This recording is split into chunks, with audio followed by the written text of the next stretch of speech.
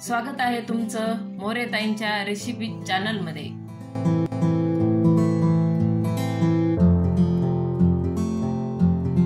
चला तर मग व्हिडिओमध्ये पुढे जाण्याआधी बेल आयकॉन दाबून चॅनलला सबस्क्राइब करा आणि सुरू करा मोरेताईंसोबत आजची ही चवदार रेसिपी बनवायला। नमस्कार मंडळी, आज आपण कांद्यापासून एक नवीन नाश्ता बनवणार आहे। त्याच्यासाठी आपण हे असे 2 मोठे कांदे कापून घेतलेले, असे गोल गोल याचे रिंग पाडल्यात। हे 2 मोठे कांदे मी बारीक करून घेतलेले। आता लागणार साहित्य बघू आपण। हे 1 वाटी मी बेसन पीठ घेतलेले आहे, थोडंसं लाल तिखट, त्याच्यामध्येच मी हळद टाकलेली आहे, चाट मसाला घेतलाय, धने पावडर घेतलाय आणि कांदा लसूण मसाला घेतलाय आणि चवीनुसार मीठ घेतलेले आणि हे बटाटा चिप्स घेतलेले तळलेले। आता आपण हे लाल तिखट आणि थोडीशी हळद याच्यामध्ये टाकून घेऊ, चाट मसाला टाकू, धने पावडर टाकू आणि थोडा कांदा लसूण मसाला आणि चवीनुसार मीठ। आता आपण याला मिक्स करून घेऊ आणि मिक्स झाले की आपण याला थोडं पाणी टाकून परत अजून एकदा मिक्स करून घेणार आहे। आता पाणी टाकून घेऊ थोडं,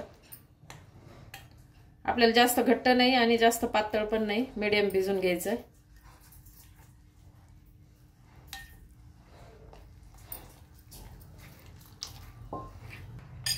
आपण अशा प्रकारे पीठ भिजून घेतलेले।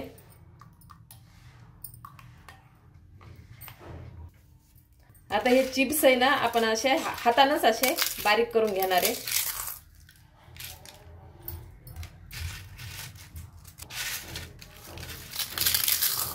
हे असे बारीक करायचे। आता हे पूर्ण करून घेते मी। आता आपण हे कांदे कापलेले का याला बेसन पिठामध्ये डुबवायचे। हे असं बेसन पीठ लावून घ्यायचं। असं बेसन पीठ लावलं की हे चिप्स आपला चूर आहे का त्याच्यामध्ये मिक्स करून याला असं बाजूला ठेवून देते आणि मग नंतर असेच एकदम 5-6 आपण तळून घेऊ। या चिप्सनी काय होतंय, एकदम असे कुरकुरीत नाश्ता होतोय आपल्याला। 4 वाजता चहा पिताना किंवा मधल्या वेळेत भूक लागल्यावर किंवा मुलांसाठी हे असं आपण लावून ठेवू बाजूला।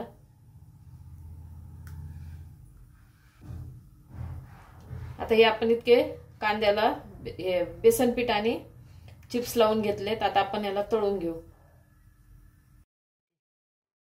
तेल गरम झालेले, आता आपण हे कांदा याच्यामध्ये सोडून देऊ। चांगलं तेल गरम करायचं।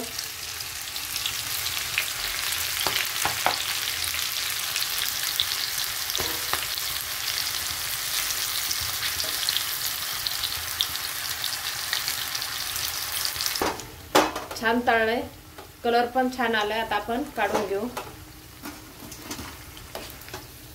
असे छान मस्त कुरकुरीत झालेले, छान कुरकुरीत तळलेले। अशा प्रकारे आपला कांद्यापासून नाश्ता तयार आहे। एकदा नक्की ट्राय करा आणि कमेंट मध्ये कळवा। तुम्हाला हा व्हिडिओ आवडला असेल तर लाईक करा आणि अशाच प्रकारच्या चवदार आणि चमचमीत रेसिपीसाठी सबस्क्राइब करा आणि कमेंट मध्ये कळवा तुम्हाला कोणत्या रेसिपीज बघायला आवडतील। पुन्हा भेटूया एका नवीन रेसिपीसह एका नवीन व्हिडिओमध्ये। धन्यवाद।